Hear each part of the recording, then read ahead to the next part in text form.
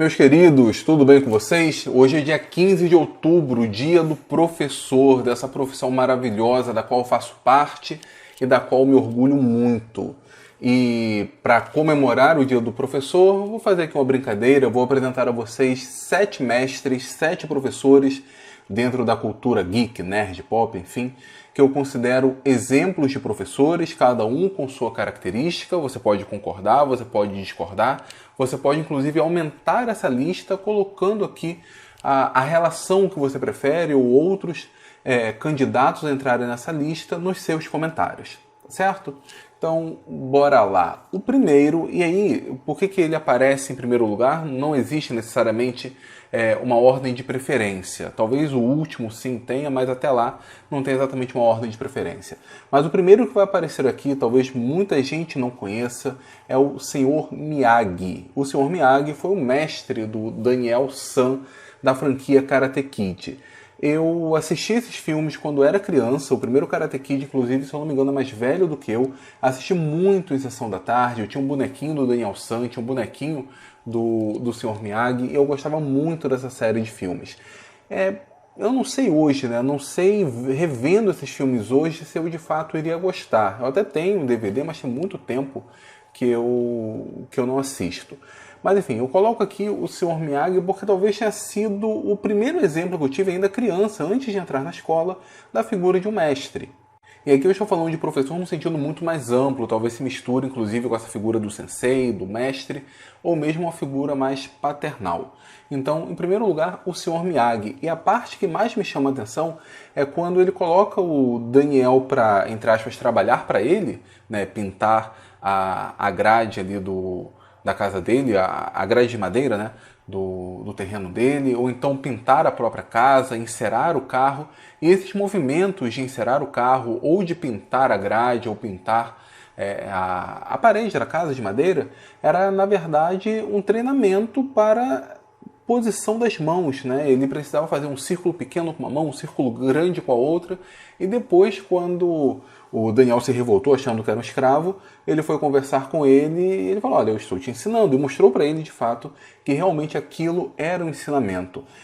Isso eu acho uma coisa bem interessante, porque ele estava ensinando uma coisa, o Daniel não estava conseguindo ver quão amplo era isso, quão amplo era esse treinamento, um treinamento funcional de passagem, não era apenas para se defender, era para encerar o carro, era para pintar.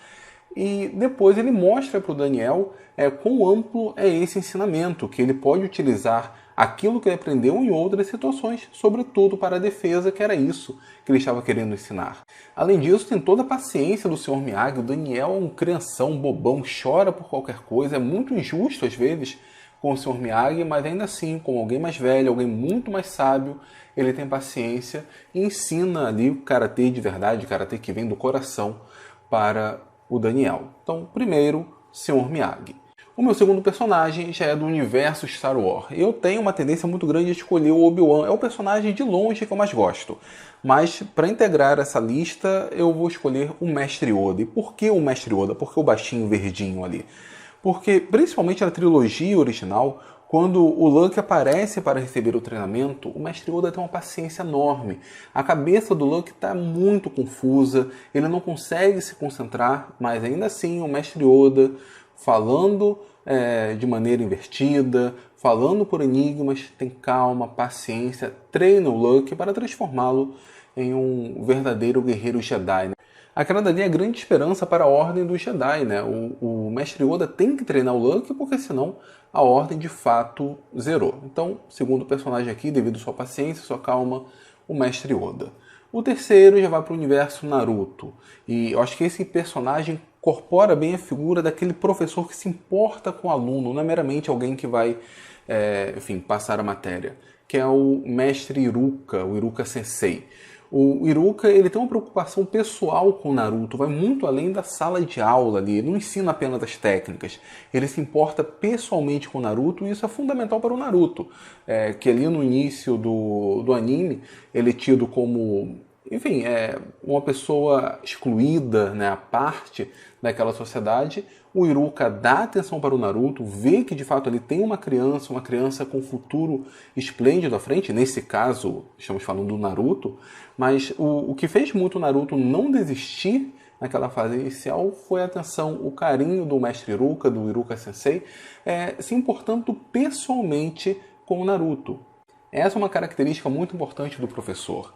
Nós temos ali um limite em sala de aula, uma troca de informação técnica, mas muitos professores se importam pessoalmente com seus alunos e isso é muito importante e isso faz uma diferença enorme. Eu tive professores que se importaram pessoalmente comigo, são professores que eu guardo no coração com muito carinho.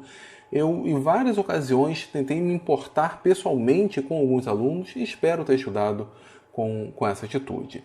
O quarto personagem continua na série do Naruto, continua na franquia Naruto, só que agora é um professor um pouco diferente, que é o Kakashi Sensei. Eu poderia citar vários, é verdade, poderia falar do Ero Sennin, mas eu vou ficar com o Kakashi. Por um motivo. O Kakashi, ele é aquele professor que acompanha a evolução do aluno junto com ele. O Iruka, ele treinou o Naruto no início da série, depois quando ele saiu da academia, eles não tiveram mais uma relação professor-aluno. O Kakashi não. O Kakashi teve que treinar o time 7, cada um deles com características completamente diferentes. A Sakura tinha uma personalidade, o Sasuke, que eu considero chato pra caramba, tinha uma outra personalidade, o Naruto tinha outra personalidade. O Kakashi ele tinha que ensinar um cara que era considerado um gênio e outro que era um fracassado. E ainda assim ele foi um bom sensei para os dois. Só que o mais interessante é que o Naruto se forma, se torna o grande ninja ali de Konoha, e o Kakashi está lá junto com ele, ainda ensinando, ainda ajudando. Para quem viu a batalha final, mesmo o Naruto sendo o ninja mais forte de Konoha, o Sasuke equivalente a ele, pelo menos da forma como foi desenhado, mesmo sendo ninjas extremamente fortes, eles só conseguiram derrotar a Kaguya graças ao Kakashi. A presença do Kakashi ali foi fundamental. Então olha o Kakashi como sendo aquele professor que continua sempre ensinando o seu aluno, acompanha ali o desenvolvimento dele, e o próprio Kakashi é um cara que não se dá por satisfeito. Ele inicia o anime com certo nível de poder, e passando isso para uma situação mais real, imagina ali um professor que já é graduado, mas ele continua estudando, continua acompanhando a evolução do mundo, continua pesquisando e com isso sempre vai aumentando o seu conhecimento e sempre fornecendo novas informações, novos conhecimentos para os alunos de gerações posteriores. Então, o quarto na lista é o Kakashi. Agora, esses quatro primeiros são professores legais, tranquilos, que se importam com o aluno, se importam pessoalmente, são gentis em muitas ocasiões, talvez o Kakashi não tenha sido tão gentil, mas os próximos dois da lista não são nada gentis não, mas ainda assim eu considero como grandes mestres. E aí, para ocupar o quinto lugar, o personagem que eu vou escolher é da franquia Dragon Ball Z. Ali nós temos vários mestres, Mestre Kami, Mestre Karin, Kami-sama, Senhor Kaiô, enfim, inúmeros mestres, mas eu considero ali o principal mestre nesse sentido, o Piccolo. O Piccolo não foi nada gentil com o Gohan, mas ele fez com que o Gohan, um moleque medroso, chorão, filho do seu arqui-inimigo, se transformasse num grande guerreiro, um guerreiro com muito protagonismo, pelo menos até ali a fase Cell. Então, quando o Goku morre, o Piccolo ele pega o Gohan e treina o Gohan. Foi severo? Foi. Você pode imaginar aquele professor que é mais severo, que ele cobra mais do aluno, que fica mais em cima, mas ele transformou aquele moleque chorão em um guerreiro. Tudo bem que quando os Saiyajins chegaram, o Gohan já tinha muito mais poder, já conseguia lutar, mas ainda assim era um medroso, ainda assim era um chorão, mas ele se transformou num guerreiro que ele se transformou muito mais ao Piccolo do que ao Goku. Na figura paterna para o Gohan é muito mais a do Piccolo do que a do Goku. E também nem tanto culpa do Goku, O cara estava morto durante um tempo, depois ficou no espaço. Mas enfim, eu acho o Piccolo um bom exemplo de um professor, só que aquele professor muito mais severo, Não é aquele que passa a mão na cabeça do aluno, porém preocupado, se importando com o futuro desse aluno. Em sexto lugar, e portanto penúltimo dessa lista, eu vou escolher também outro professor extremamente severo, para mim um dos maiores exemplos de professor de mestre, que é o Camus de Aquário, o grande mestre do yoga, um professor muito severo. Quem acompanha o anime perde um pouco essa conexão, porque no anime o Camus não foi o mestre direto do yoga, foi mestre do mestre. Só que no mangá ele é um mestre direto. Então ele que ajuda o yoga a conseguir a armadura de cisne, transforma o yoga em um cavaleiro. Só que quando chega na hora de confrontá-lo diretamente, o embate então entre mestre e discípulo, no primeiro embate o Camus ele percebe que o yoga ele precisa evoluir no seu treinamento. Então ele toma uma atitude muito severa, ele acaba afundando ainda mais o navio onde estava o corpo da mãe do Yoga, e o Yoga não conseguiria mais visitar a sua mãe. É óbvio, é uma medida drástica, é. Dentro do universo faz sentido, isso fez com que o Yoga se concentrasse mais na batalha, se tornasse um cavaleiro muito mais forte, e com certeza o grande orgulho do Camus foi, no segundo embate entre eles, ele ser derrotado pelo Yoga. E por último, o sétimo personagem dessa lista, esse sim eu considero um grande exemplo de professor de fato, ele está em primeiro lugar entre os que eu selecionei, é o professor Charles Xavier. Cara, eu acho o Xavier fantástico. Ele primeiro pega ali jovens que são rebeldes, pessoas que a princípio a sociedade não daria nada por eles, porque eles não conseguem lidar muito bem com seus poderes mutantes, são adolescentes, chatos, violentos. O Xavier olha para eles, ele consegue identificar que existe algo de bom neles e se propõe a ajudar. Usa seus recursos, usa sua influência, usa seus poderes para tentar ajudar esses alunos e transformá-los em X-Men. Nesse caso, a figura do X-Men é alguém que continua tendo essas dificuldades, ou esses poderes, dependendo do ponto de vista, só que tem maturidade suficiente para lidar com eles. E outra coisa, o Xavier é um professor extremamente pacifista. Ele vê que os X-Men são de fato diferentes dos humanos, de mutantes, na verdade, de uma maneira geral, são diferentes dos humanos não mutantes, mas ele acredita que é provável que os humanos que não têm o gene X e aqueles que têm o gene X possam conviver pacificamente. Não tem para que ter guerra, não tem para que ter essa bipolaridade, infelizmente, presente hoje aqui no Brasil. Então eu acho que o Charles Xavier incorpora bem essa figura do professor. Alguém que olha um aluno rebelde, inconsequente, enfim, difícil de lidar, tem paciência, cuida, acolhe, dá apoio, ajuda, acreditando que esse aluno possa se tornar uma pessoa completamente diferente. Eu acho que é mais ou menos esse trabalho que o Xavier faz com os X-Men. Alguns acabam não dando certo, né? Não dá para se conseguir tudo, mas eu acho o trabalho dele bem legal. Então, galera, foram esses os 7 personagens que eu escolhi para representar o Dia do Professor.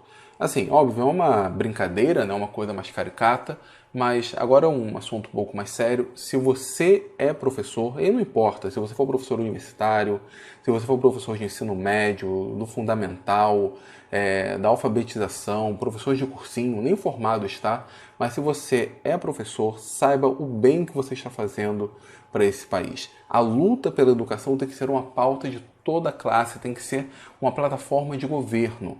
E a gente não faz educação, a gente não faz um país se desenvolver se não for pelo professor. A sua profissão é fundamental e parabéns, porque você ganha mal. Hoje em dia você está sendo atacado por figuras públicas, inclusive. Os alunos não te dão atenção, não estão nem aí para o que você fala, mas ainda assim você consegue ver uma ponta de esperança e consegue seguir nessa carreira. Então, nesse 15 de outubro, parabéns a todos os professores. Pessoal, antes de finalizar o vídeo, 3 avisos rápidos. O primeiro é que, como todo ano eu faço, a Universidade da Química está com promoção exclusiva para professores. Então, o valor nominal dos cursos estão mais baixos e exclusivo para professores, mas não são todos os cursos.